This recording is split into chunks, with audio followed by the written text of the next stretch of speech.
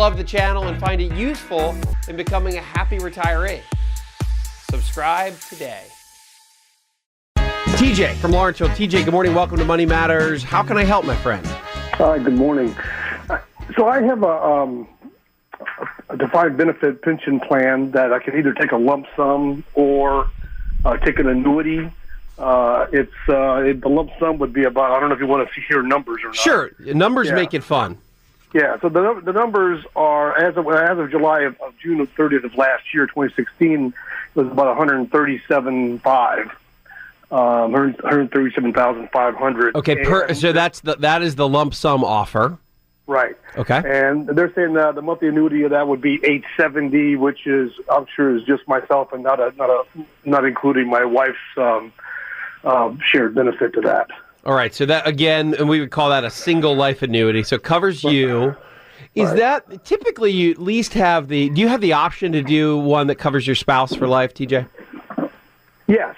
You know, it would be something less than $870. A little bit less. Okay. So it's always good to start with what is really just called the single life option. So, and you've probably done the test here, but there's a lot of variables. Let's start quickly with the test. So the 6% test simply is you take your monthly amount, multiply it by 12, right? So 870 times 12 is 10,440. And then we just divide that by what you would otherwise be able to get in a lump sum payment, $137,500. So that equals a 7.59% effectively guaranteed rate of return, which is pretty darn good. And the way I look at these pensions is that anything, if the monthly income equates to a 6% return of capital, rate of return, however you want to think about it, because some of this is your own money they're just giving you back. Remember that, too. Okay. Because you could otherwise take the $137,500. It's your money. And then you can, on your own, produce 5, 6, 7% a year over time. Otherwise, what you're doing here is you're giving it back to them, and then they're just guaranteeing this. So I always ask, so from a numerically, that certainly beats the 6% test, which lends itself to take the monthly amount and not take the lump sum. If you're 6% or higher, you start to say, well, wait a minute, this monthly amount is pretty good. To be able to have your own investment account effectively guarantee 7.5% a year forever, that's a pretty hard hurdle to guarantee yourself, right? Right. The difference, though, here the first question here is, though, how much further does it go down if you cover your spouse? Because something happens to you in year 3, now your family really missed out. Because you could have had $137,000, you only took a payment of $10,440 for 3 years. You only got $31,000. You left over $100,000 on the table. Right. So TJ, that's the question mark, and that's why. How old are you guys? How much younger is your wife? Younger or older? She's just 6 months younger. So I'm 66. You're both mid-60s. I would say that again. From a planning perspective, typically wives have a longer life expectancy. That's obviously impossible to forecast. But I think that the next question goes into, how about the other retirement income? Have you started taking Social yet? Social Security? Just started this month. And then do you have any other pensions from any other companies, or does your wife have a pension?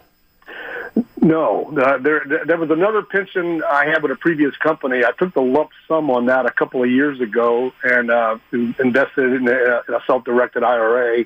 It's been kind of going sideways since then. What year, TJ? What year? How long has it been going sideways? But I think it'll be 2 years in July. Got it. Okay. So I guess my question is this: I always go back to the gap. You've got Social, your wife has Social, and you both started. What does that add up to every month now? Well, she's not drawing hers yet. She's going to draw. She's eligible to take her spousal Social Security because she earned her own Social Security, which was not insignificant. So she's going to take her spousal Social Security beginning at 66 in November. And then when she turns 70, she'll apply for her own Social Security, which will be about $3,300 a month. I'm getting $2,561 a month gross. So that is $5,800 a month, which is pretty significant. Right. How much? I guess my question is, if that's the case, and you already got this other IRA money, well, how much other investment money do you guys have? Okay. So the total dollars, including this $138,000. So I guess the bottom line question is: should I take the $800 a month roughly, or should I take the lump sum and add it to the $2 million I have of investable dollars? So you've already got another $2 million that is ready to produce income for you. Right. And that's a big variable. So if you told me, TJ, if you said, I've got $100,000 in one IRA, and if I take this 138 as a lump sum, I'd have another 138, so I'd have 238 total. I'd say, you know what, TJ, even though the monthly amount is a really good number, a solid rate of return that's virtually guaranteed. Again, and it's a low enough amount that even if the company that is giving it to you goes out of business, God forbid, it's still going to be covered by the PBGC, the Pension Benefit Guarantee Corporation, right? Right, yeah. Because it's under a certain level. The company's been around for 100 years. That's one thing I asked them, is that I'd want to make sure they weren't selling that or buying an annuity from some insurance company, and they're not. Got it. So either way, it's safe, and I'd say that if you didn't have a whole lot of other liquid retirement savings money, IRAs and non-IRAs, so brokerage accounts and anything that you can get to, then I'd say, you know what, TJ, you need to take the lump sum. You need to take the lump sum, even though you've got this great 7.5% rate of return. I'd say if you've only got another $100,000 total saved, then you need to take that lump sum because it needs to be part of the overall retirement plan, and it's the flexible money you can get to. However, in your particular case, you've got plenty of other liquidity. You've got another $2 million that's already saved. Yeah. I would look at this and say, you know what, I'd look at this and say, this is, what's the math on that? 135 divided by 2 million is about 7% of your money. Well, You probably have 7%. You're going to have, as a balanced income investor, let's say, you're still going to have a fairly significant percentage in bonds and things that are there for safety and stability and income. I'd look at that money as part of that equation and say, you know what, I can't get a guaranteed 7.5% anywhere else. I might as well take the monthly pension amount and count that towards my fixed income or my bond, my safe allocation, because you have plenty of other money that you can get to.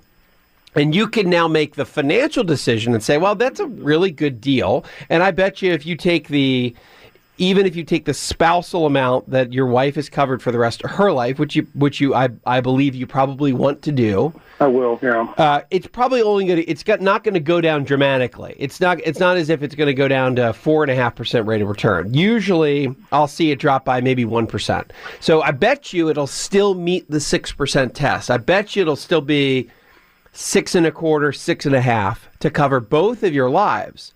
And that makes it a pretty good deal for your particular situation to take that monthly amount and not take the lump sum. So that would be my vote. But knowing now more about the bigger picture for TJ, for you and your wife, I would lean towards, in your particular case, I'd be leaning towards taking technically the guarantee by either whether you say it's guaranteed by the company or the PBGC. Either way, that I'd make that part of your overall investment allocation, because it's pretty tough to guarantee yourself 6.5% to 7% otherwise. And you look at this as a really important sliver of the pie, or piece of the pie, for your overall planning. And I think in your particular case, the monthly amount can make a lot of sense. Hi, I'm Wes Moss, and thanks for taking a minute to hear about what's so different about my new book, You Can Retire Sooner Than You Think. So unlike other retirement books, this book will give you a step-by-step guide, whether you're in your 20s or 30s or 40s or 50s, to learn from what these successful and happy retirees did to get there. I hope you enjoy the book, but more importantly, I know that it'll help you retire sooner than you think.